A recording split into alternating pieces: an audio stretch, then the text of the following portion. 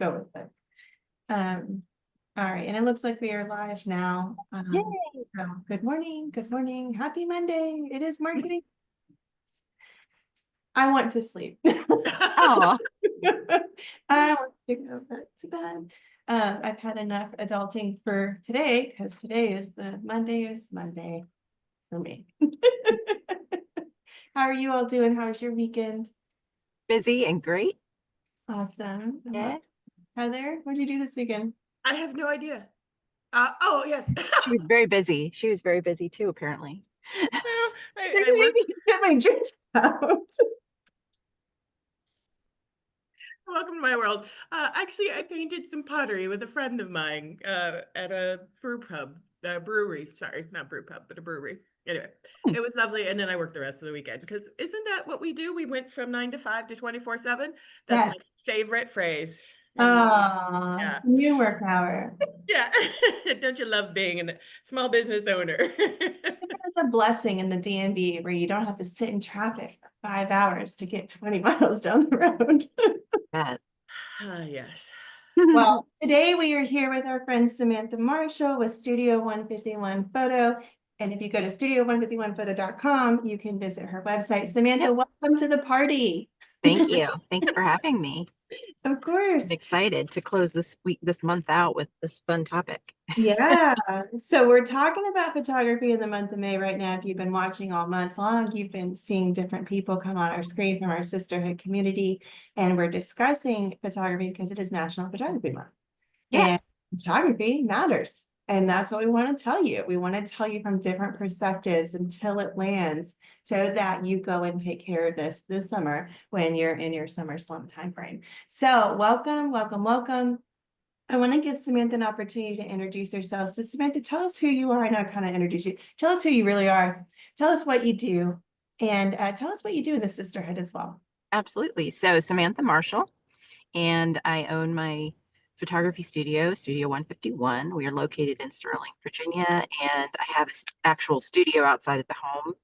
And in the sisterhood, I actually joined about a year ago to be just part of the social part, and then I decided to join the business school after going to the summit. So it's been a really nice experience just meeting everybody and growing with everybody. So yeah. I kind of feel like I've been a part of this sisterhood since it started, or since before it started when it was just programs. And I feel like the ladies I went through the business school are like my people. Like Yeah. it's Yeah. been years, and we can still send random text messages to each other and just immediately reconnect. And then you really do find like a deeper community when you're with CEO Consulting Group in the different programs. I'm glad to hear that. It's awesome. Yeah. It's been really wonderful. Yeah. So today we're going to talk about all things photography.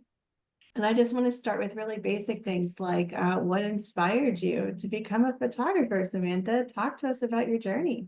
So I can go personal and I can go business with that answer because in the beginning, my grandfather was like an amateur photographer, and my mom would put like all of his photos up in our house. So like we had photos from the National Zoo and photos of DC that were like very interesting and things like that. And I didn't really know that he did that until I was an adult. Like my parents would tell me, about these things after he was gone. He passed away when I was 12. So it's just very cool that she had all these large um, photos. I mean, we're talking like 20 by 30 hanging in the house. So he really was a good photographer. And so then my cousin started sending me all the cameras and things like that she had gotten from him or from her father. And I thought that was kind of interesting. And then when I was a young mom, I would scrapbook a lot.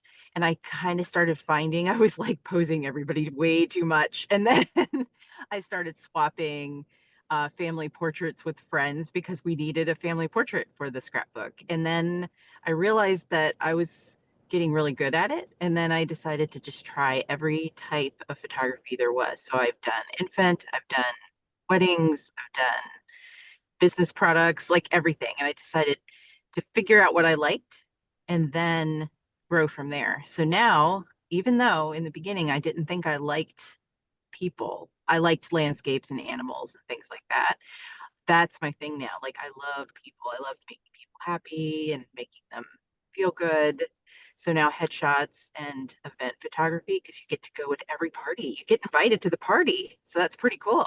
That's So yeah, so then I grew the business as a studio because of course at the time I had teenagers. I've had the business I've had officially for about 13 years. Studio I've had for about 8. But it was funny because I had teenagers and dogs, and cleaning the house before a client came over was more of the chore than the actual business side. So I was like, I'm just gonna get a studio. And that's how it began. I So, love that. Some of those things that we do just because we're like, no, this is not going to continue this way. So yes. this is what I'm going to do. Yes, I it was love a that. lot of work. So what's your favorite part about working with people and doing the headshots? You know, you said you transitioned from kind of landscapes to people. What was it about the people that really lights you up? So I think it's the self-esteem aspect. I can assist with helping them get over their problems of thinking that they're not photogenic or feeling that they're not ready for something. And it's funny because like now that I'm doing a lot more job fairs, I'm meeting more people like that because they're not even mentally ready for a headshot. It's like they're just going through a line and they're hoping it turns out good. And then once they see that it turned out amazing, they're very complimentary of me, but I'm like, yes, I brought out your best you, but it's you, you know. So it's easy for me to give back the compliment even though they're thinking that I'm the magician, which it's partially me. But being able to talk to people and bringing out the best in them, it makes me feel good. It's like a give or win-win, you know, kind of thing. Talk to us a little bit about this job fair. I mean, we're Oh, well sure. aware in the, Loudoun County area, lots of layoffs due to Yeah. due to what's going on in our government. So what kind of sparked you into doing job fairs, or how did that happen? So about 7 years ago, I Oh, wow. was approached by General Dynamic of all places, and they asked me to just kind of hang out at their booth and help. And I did it for free. Actually, I think I made a little bit of money back then. But then after a couple years, I decided this is silly to even charge nothing. You know, you're charging barely anything at these things because people aren't there for that. They're there to get a job. So I decided to just do it as a charity, like give back to the community. So that was Women in Technology, and I've been doing theirs for about 7 years. And then last year, the year before, 2 years ago, I am friends with Mike from Loudon.gov. So he asked me to do the Loudon job fair. So I've done two of those, two different styles of those. And I'll tell you, I've gotten so much love and feedback from just those people. And I'm giving a few hours of my day. And then I have a lot of good technology behind me. So it's you know, the editing and everything on the back end does take some time, but getting that feedback and having people so thankful and then seeing it pop up on LinkedIn, it's just such a rush. It's like, it's so nice. But yeah, and I've also noticed that there's two different types of job fairs, obviously. So the tech job fair is a little bit different, getting people from all over the place in the DMV. Some people came down from Pennsylvania, DC area, and but the Loudon one was actually really, really fun to do. So I can't wait to do another one if Mike's watching. Let me check really fast. Hang on a second. Hey, Well, Samantha, Kelly left a comment really fast and I forgot to read it to you earlier. It says, I sure. love how thorough you were in your search and dedication to refining your passion. And I think that's it. Oh, I yeah. agree with that for sure. I think your story is really beautiful and seeing how you're kind of going, I'm curious in this field. Like you're just staying, that's that childlike curiosity that allows you to be so brave to push the wrong button, to try something you fail at, or maybe Yeah. you do that by accident, you didn't even know you're good at. And I love that energy because in our jobs, like in our, and not even our jobs, in our businesses, if we don't have some version of curiosity in our own field, we fall behind, Yeah. It's Yeah. becoming irrelevant. And so what you're explaining is just such a beautiful, like growth minded way to look at your industry, to say the possibilities are endless. I'm gonna try all of them and then I'm gonna settle where I settle. I think that's Right. Yeah. Yeah. It makes, and I totally forgot about this part. I was actually even in galleries, like with art pieces. Just I tried that too. yeah. Which I could still do that. It just, and what's funny about that is I actually had like, and this is silly to say it this way, but I had a groupie. She literally came to the gallery to tell me she was following me online and that she wanted a selfie with me. And I was like, I've hit celebrity status. Well, she was my only groupie, but that's okay. And and that was just one chapter. And Yeah. now it's kind of cool. How has the sisterhood helped support you in your growth, or what is it about the sisterhood that helps bring out kind of what you do and what you enjoy? So I'm a very analytical brain, and having things to go to, extra social events, things like that, put me outside of my Ah, comfort zone. So yeah, you can go to all the networking things through chambers and things like that, but it's a little repetitive, and the sisterhood's a little like more not repetitive, like everything's a little different. And also then on the flip side of that, you see the same 50 faces, so then you kind of can grow your community a little bit stronger, I think. Also, one of the really big benefits, and this is across the board for every kind of business, there's a lot, well, there's not a ton, but there's a lot of photographers in the sisterhood, and we're all companions. We're not competitive. So that's the other very super positive thing.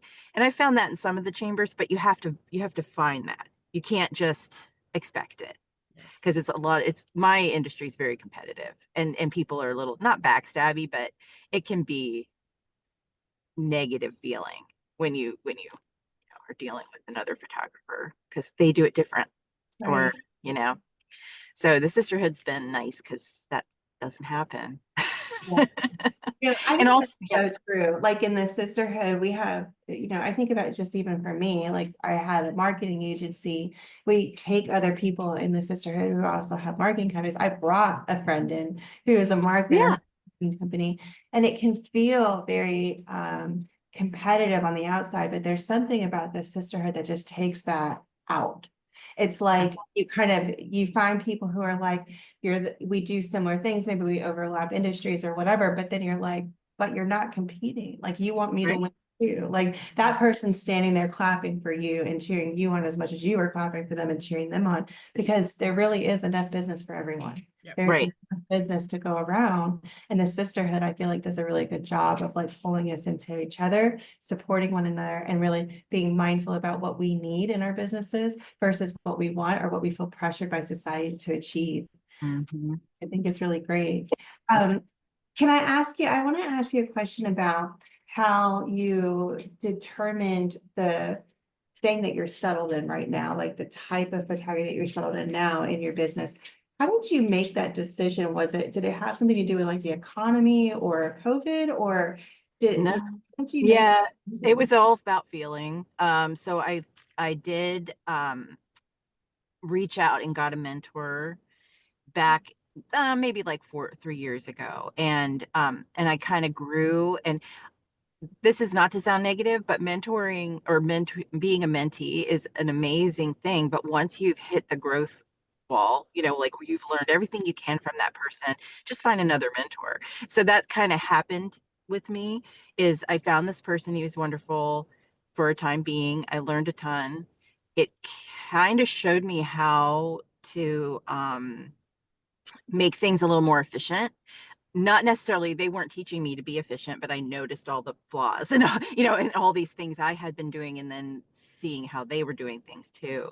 So I was able to make a determination of how I wanted to do headshots, and like build my business that way.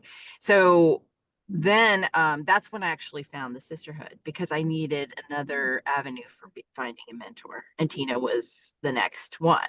And I've had 3 mentors in the last 2 or 3 years, so at the same time too. So that's just one of the big things that helped me determine what was working and what wasn't working. There's still a few things I put on my list that I probably shouldn't do, that is not quite as efficient with making money, but it makes me happy. And sometimes that's just as important. Absolutely. So, Yeah. yeah. Did I even answer that question? I was thinking I just started rambling. All good. Let me actually, sorry, I'm jumping Yeah. in because Yeah. I want to switch gears on you a little bit and talk about, if people are looking for a new headshot, what are some of the things they need to think about? And if, cost is always an issue. But let's talk about like a new customer or a new client who's a little nervous about getting a headshot and paying for it and all this other good stuff. Yeah. How would you work with them? What kind of things would you tell them? Um, just, yeah, how would you help them? Okay. So I definitely have a consultation time with them. So we talk about what they're going to be using it for, if it's going to be for their website or social media or LinkedIn, or they're looking for a new job, or they own their own business, and kind of just figure that part out first. And then if the budget is a problem, I do ask if they have a budget. I actually don't even like play the game of like, um, you know, figuring out packages or any of that stuff. I have a flat fee and then I have an image fee. But let's say you do want 20 pictures, but you can't afford it. You just tell me that. And then we just deal with it. We just talk it through, because I want people to be successful and I want them to also be happy. And I know this is like the worst way to put it, but if I'm a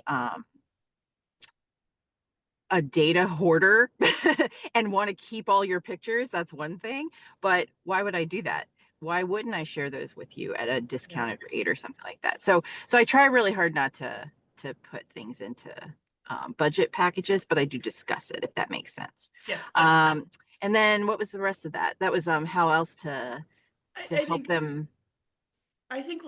in fact, let's kind of switch even a little bit. I think we got the answer, but Yeah. I feel like we did.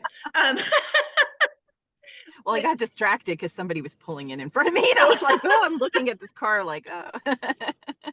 So I am never distracted by squirrels ever. yeah, yeah. Yeah. No. Um, but how do you make someone comfortable? We talked a little bit about, oh, bother, what's the word I'm looking for? Like how we feel about ourselves, and we're Yeah. scared about the pictures. And so when we get in front of a camera or behind it, in front, Yeah, in you're front. behind it, we're in front. Yeah. How can we settle? You're gonna be shocked by this. I just laugh the whole time because I'm so nervous. That's usually how they end up is, I'm laughing. Um, Which I is, am abnormal. So how do you have someone kind of relax and just be themselves? yeah, definitely talking, figuring out their thing, what's bothering them the most. And I don't make comments about what bothers them, but sometimes I'll bring it up. Like, I don't even know why you said that about your nose, because there's nothing wrong with it. And then they kind of laugh a little bit, and then they realize, no, there's nothing wrong with me. It's like you just figure out the person. And that was one of the things that the first big mentor that I reached out to was marketing, was this facial coaching. And it is a talking to the person and figuring out how to calm them down. I have all these other little techniques that I have figured out over time, just to get people to calm their eyes down or calm their, laugh down. But it's just, I also there's a term in photography called like, now I can't even think of it. Isn't that funny? Like micro shooting, where you basically take a ton of pictures at the same time. And a lot of times that's a negative thing, because they call it spray and pray. Like you pray you get the shot. It's like if you're out on, trying to get like a animal, like a wild animal. A lot of photographers spray and pray. Sometimes you can do that in a headshot, because, and I'll sometimes show the client, here you are with me talking to you, here you are coming up and you're laughing hysterically, and here you are coming out of the laugh, and that's the shot. Like, that's the one we're going to use because you actually look natural and you look happy and you look pleasant and you look confident. And they're like, oh yeah, it looks good. So that's how and I also do spend time after my sessions with each person and sit with them and go through all pictures, and we choose the pictures together. So that's another positive. I think that's a little different. I love that. So FYI, in public relations, there's something called spray and pray as well. You Oh, spray a press release and pray that it gets picked up. And so when I'm teaching my students, I'm like, don't do that. That is not yeah. going to work. It's not We're going to do it. we're so told not to do it, but Yeah, sometimes you have to do it. It's like it's a exactly. thing. So let's switch a little bit because you mentioned marketing. So how do we use headshots in marketing? I realize that probably sounds like a stupid question, but Yeah. like you also mentioned 20 photos. We don't need 20 photos for LinkedIn. So how, when you're talking about headshots, what are some ways that we can use them? What are some things that we need to think about? How does that work? Right. So I would say if you use social media for marketing, you need a few more extra pictures, especially the laughing ones or the, making a funny face one, because some people do ask for those. Yep. It's kind of cute. A lot of people are like turned off by it too. So you have to, figure out your audience. But I'd say, the website, social media, making sure that your presence is out there. I also think it used to be a rule that you use the same photo for everything so that you're kind of branded and your photo looks similar on all the platforms. But over time, like now that digital photography is so huge and people do change their headshots a lot, I kind of don't say that to clients anymore. Like I never said it to them, but they expected it. Like they would just say they needed one great shot. So now I just suggest you need a few great shots because you want to be able to swap them out and be personable and not make it look like you didn't update your website for 2 years. Yes. Yeah. Well, Yeah. that's a great point. How often do you recommend getting headshots? I'd say at least once a year. Okay. Only especially women, because we do change our hair and the way we look. But men, I'd say still once a year because they age. They age, beautifully. So and Hey, we age yeah. beautifully too. Oh, Oh, yeah, look, I'm women totally. 37 and this is white. I just. It's highlights. It's highlights. Oh, that's what we're calling it. So, You could be a redhead. Just yeah, dye it red. There you go. come on this side. So fun. I just wanted to be Ariel. Yeah. Yep. Oh, Yeah. that's so Any other tips that you might have in terms of like prepping for a headshot? Like what should we think about before we go in? And maybe even what questions should we ask you? So I do have an ebook that I'm creating, and I have a hidden page, with the frequently asked questions. So I do send that to clients like a week ahead of time. Mostly, clothing is the most important Okay. thing you have to figure out. And I guess getting your hair done. Don't get a haircut within 2 weeks of your headshot, but you can get your hair done, right? So, and I guess don't color it either. Don't change anything drastically right Right. before, because I did have somebody come in and she had just gotten her hair dyed that morning Oh, and they did choose the wrong color.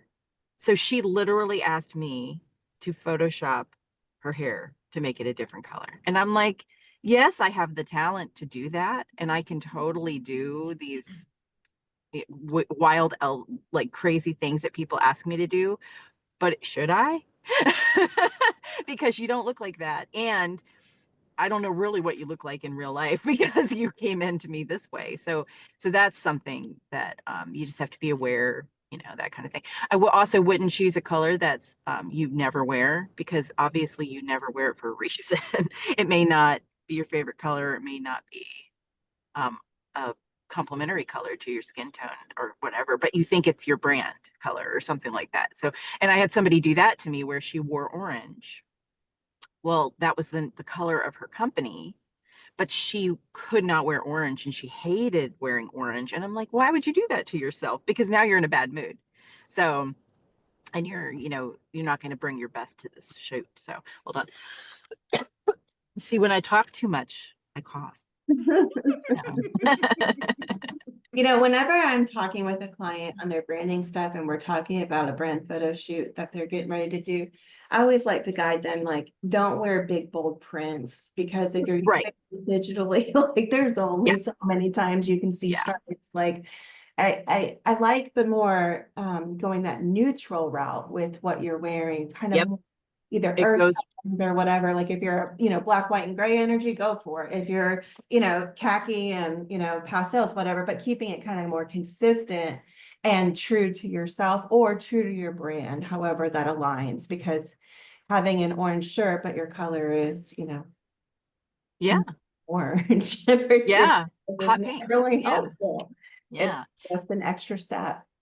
Exactly. Exactly. And Photoshop can do a lot, but Mhm. it can't do everything. Right. So even if you did bring the wrong shirt color, it may be fixable, but you have to know how to do that. You can't just assume it'll work.